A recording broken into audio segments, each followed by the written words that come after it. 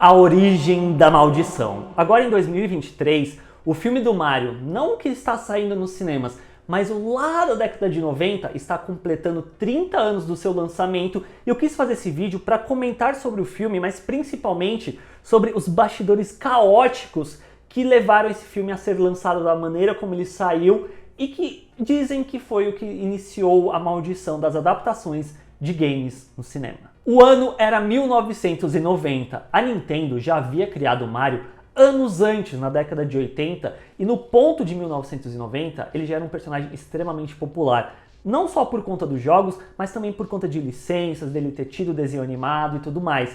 Nesse sentido, entra o Roland Joffe, que era um diretor de cinema que queria se envolver mais com produção, e ele escolheu Super Mario Bros. Como seu ponto de partida.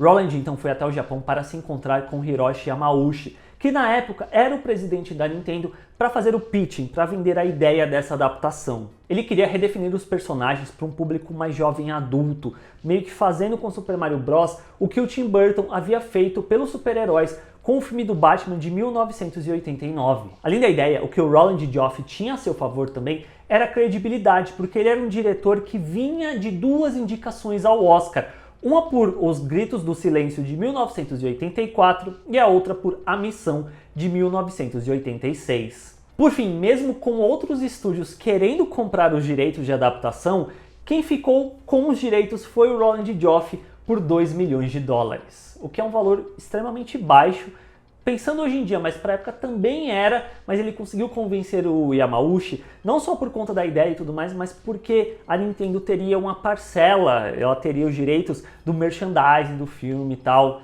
Só que como o filme flopou no final das contas, o que exatamente teve de merchandising que foi vendido?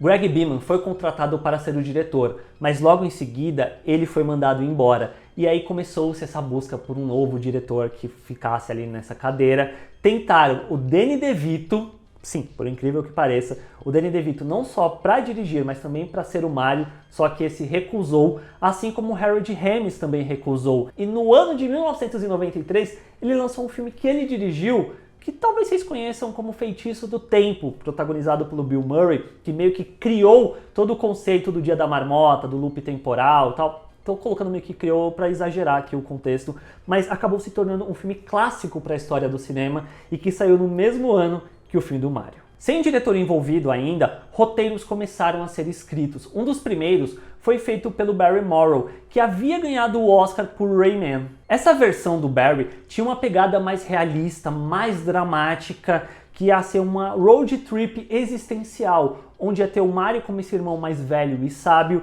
e o Luigi como esse irmão mais novo e ingênuo. E se você pensou em Rayman, era porque era extremamente parecido, tanto que ficou conhecido essa versão do roteiro do Mario como Drayman, ou basicamente Homem-Ralo. Trouxeram então os roteiristas de Riquinho e os Flintstones, que também é uma outra adaptação, só que no caso era de um desenho da Hanna-Barbera, que ganhou o filme e tal. E eles fizeram uma versão mais fantasiosa, com a pegada mais lúdica e tal, que tinha referência em O Mágico de Oz. E aí no meio desse caminho, o casal Annabelle Jankel e Rocky Morton foram escolhidos para dirigir o filme. The first question that came up in our minds was, where did it all come from and why did it happen?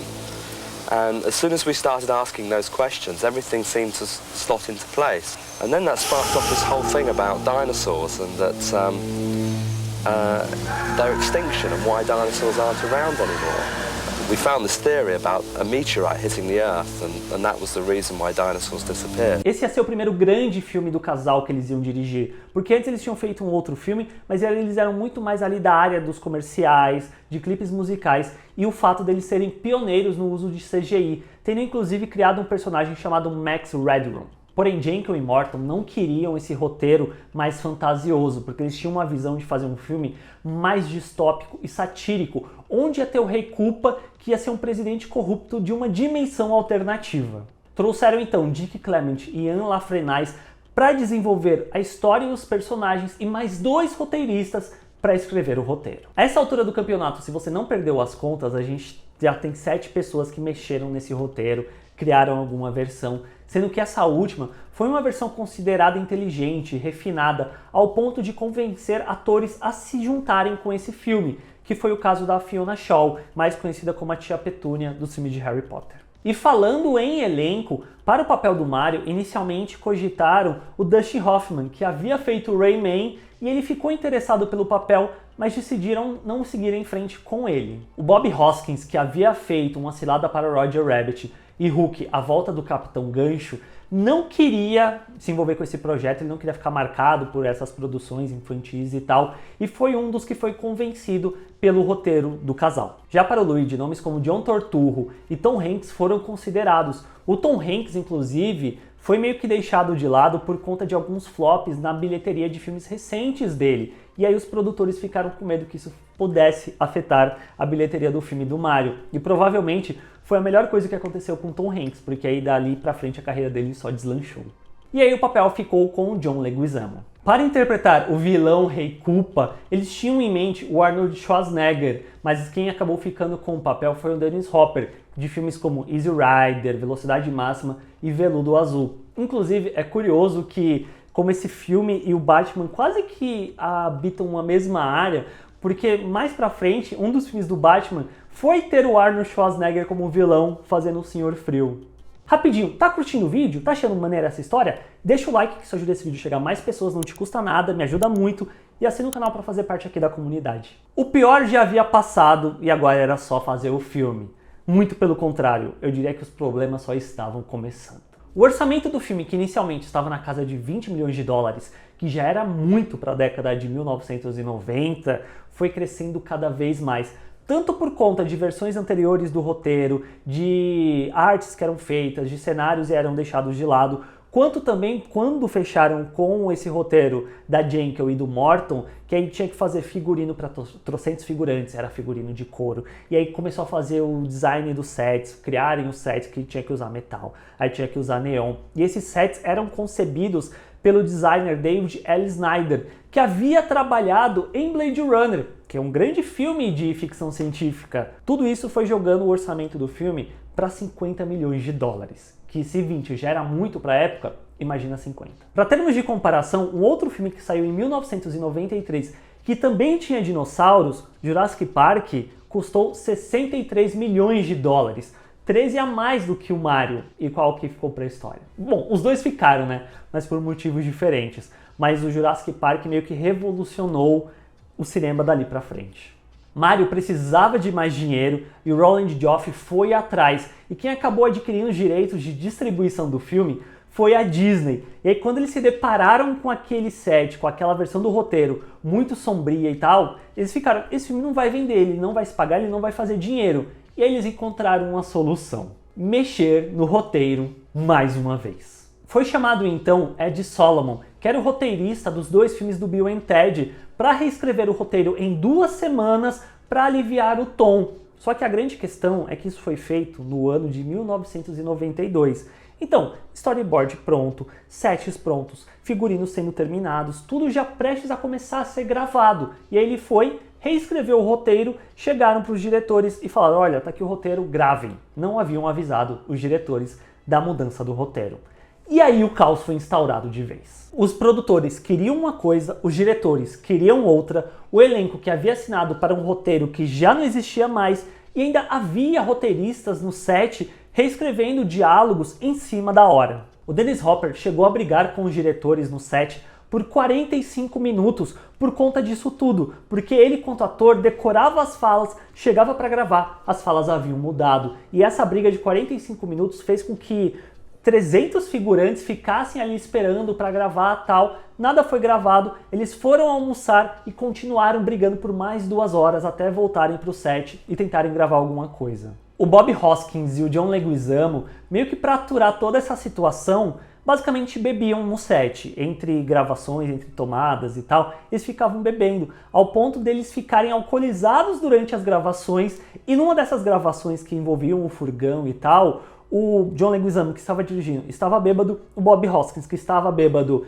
quebrou a mão, quebrou um dos dedos da mão dentro dessa sequência. E chegou ao ponto dos atores Fisher Stevens e Richard Edson, que faziam o Iggy e o Spike, não seguirem o roteiro. Eles meio que falaram: vamos improvisar aqui. Eles meio que fizeram esse pitch, venderam a ideia ali para os diretores e tal, os diretores, talvez também de saco cheio, falaram: façam o que vocês quiserem, e basicamente muito do roteiro envolvendo esses dois dos diálogos era muita coisa improvisada. Para completar tudo isso, o Ed Solomon foi chamado de volta para o set para mexer de novo no roteiro, porque o Nick Morton, um dos diretores, havia mexido no roteiro de novo. Ele meio que pegou partes que estavam nesse roteiro do Solomon, pegou coisa de versões anteriores do roteiro, mais o que ele queria, o que ele foi criando, e meio que juntou tudo numa coisa só. E aí trouxeram o Solomon para tentar arrumar isso tudo. E aí era dinheiro sendo gasto, era o caos que estava no set, o plano de filmagem que ia durar 10 semanas acabou se estendendo além disso, e por falta de dinheiro, o clímax do filme, que ia se passar na ponte do Brooklyn, que ia envolver muito efeito especial e tal, teve que ser cortada. Tanto que até por conta disso que eu acho que eles, naquela parte que eles se transformam lá e são mandados de volta pro Brooklyn, eles não duram nenhuma ceninha direito ali, não dura nem um minuto, porque eles são jogados de volta pra Dino Hatton.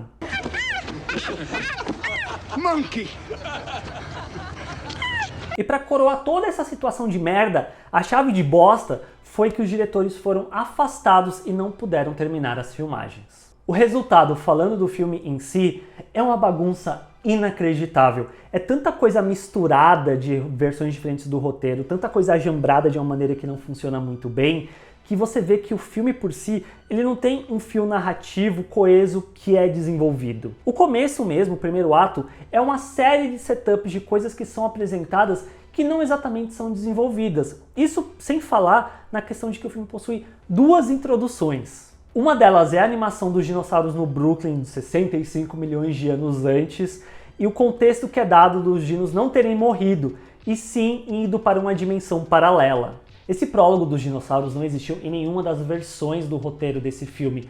Foi criado na pós-produção porque após testes com a audiência ficou confusa. E aí criaram esse prólogo que era extremamente expositivo logo de cara. Após isso, a gente pula para a introdução no Brooklyn na década de 1970, com uma mulher deixando uma cápsula num convento e fugindo para ser morta pelo Koopa. Enquanto isso, da cápsula sai um ovo de onde sai um bebê.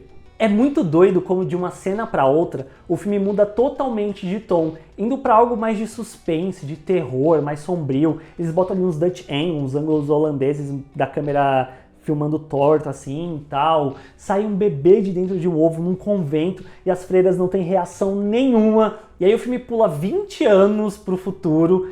Basicamente, em 3 minutos rola 2 saltos temporais gigantescos, onde somos apresentados ao Mario e ao Luigi, que são esses irmãos encanadores. Detalhe, o Luigi está assistindo uma matéria na televisão que fala sobre dimensões alternativas, dimensões paralelas, ou seja, em 5 minutos o filme já expôs 2 vezes essa questão de dimensões paralelas para, caso você ainda não prestou atenção, prestar agora. Ainda nesse comecinho com o Luigi, falam sobre o sequestro das mulheres que está acontecendo no Brooklyn. E no primeiro ato, a gente ainda tem o Iggy e o Spike, tem a Daisy e a treta com o Scapelli, que é o rival do Mario, tem o rapto da namorada do Mario e eles indo para a dimensão paralela de Dino Hatton. Tudo isso com quase 25 minutos do filme. É um caos que fica evidente o quão o roteiro não sabia para onde ir, ele ia jogando coisas em tela e esquecendo na mesma proporção. E lembrando só quando fala, meu Deus, tem isso aqui mesmo, né? Eles vinham e traziam de volta sem desenvolver nada direito no final das contas. E eu acho que o mais triste de tudo é ver que existia no mar de merda gigantesco que era esse filme, um Kinder Ovo ali dentro, porque toda a subtrama política do filme eu acho muito bacana, porque envolve toda a questão do Koopa ser rei e presidente, mas não pode rolar protestos contra ele, porque se isso rola você é imediatamente preso. A delegacia de polícia, que é uma loucura inacreditável, o fato do Iggy e o Spike se tornarem anti-Koopa no momento que eles ganham inteligência, isso tudo seria muito legal se fosse o foco do filme. Só que também cai no ponto de o quão disso tudo que o filme coloca é Mario no final das contas, sabe? No, that Iggy and Spike have been preaching your overthrow at the Boom Boom Bar. Really?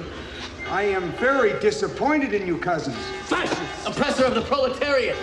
Guy in charge. Egg sucker. E aí essa coisa que eu acho genuinamente legal da política ali envolvendo o mundo de Dino Hatton, dessa distopia, que tem um quê meio Mad Max, inclusive, acaba sendo meio que perdida no mar de confusão que é esse filme, porque aí tem o plano do Bowser, aí tem a assistente do Bowser, aí tem a parada da Daisy, aí tem o sequestro das outras mulheres, a sequência em que eles vão na boate lá, em que o Mario apanha da mulher e bota a cara nos seios dela, aí tem a sequência do elevador, que os atores não sabiam muito também o que estavam fazendo direito. Era esse caos, tipo, o caos que foi o filme durante a pré e a produção e após se reflete no filme quanto resultado final.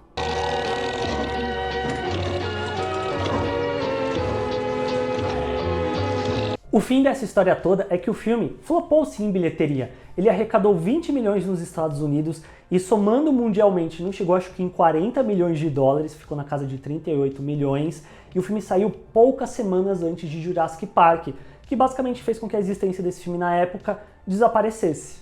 Foi um filme que foi execrado pelo Dennis Hopper. O Bob Hoskins fala que foi o pior trabalho dele em toda a sua carreira. E o John Leguizamo, por outro lado, ele tem um certo carinho pela produção porque foi meio que o que deu o start na carreira dele quanto ator. Então ele tem esse carinho por esse filme que acabou se tornando cult hoje em dia. E o casal chegou a comentar em entrevista para Variety o quão revigorante foi ver as pessoas assistindo o filme, se divertindo, rindo nos momentos certos para eles e tal, para meio que lavar um pouco essa sensação, esse sentimento ruim que eles tiveram com o lançamento do filme. E Super Mario Bros. Acabou impactando muito negativamente a carreira da Jenkel e do Morton em Hollywood, já que eles nunca voltariam a dirigir um grande filme. A Jenkel chegou a dirigir Skellig, que é um filme para a TV de 2009 com Tim Roth, e em 2018 fez o Fale com as Abelhas, que tem Anna Paquin no elenco. E os diretores nunca reviram o Super Mario Bros. Desde o seu lançamento até o dia 11 de março desse ano de 2023, em que eles foram até o New Beverly Cinema, que é um cinema histórico de Los Angeles, cujo dono é o Quentin Tarantino. E a exibição desse filme rolou justamente após o Tarantino, junto com o Rod Avery, falarem sobre DOA, que foi o primeiro longa do casal no The Video Archive Podcast, que é um podcast que o Tarantino tem. E o Morton chegou a comentar que o distanciamento da Nintendo com a produção acabou sendo algo negativo, porque se o Shigeru Miyamoto estivesse envolvido com o filme em 1993 como produtor, como ele é da animação agora em 2023, provavelmente o resultado seria diferente, porque eles seriam uma equipe, eles seriam um time, e aí o fato dos diretores explicarem as ideias que eles tinham para o filme provavelmente ia resultar em coisas não sendo aprovadas. E é isso, vocês têm alguma lembrança com esse filme do Mario? Vocês gostam? Qual é a relação de vocês com esse filme? Deixem aí nos comentários, assina o canal para fazer parte aqui da comunidade do Bilheterama e a gente se vê na próxima. Tchau!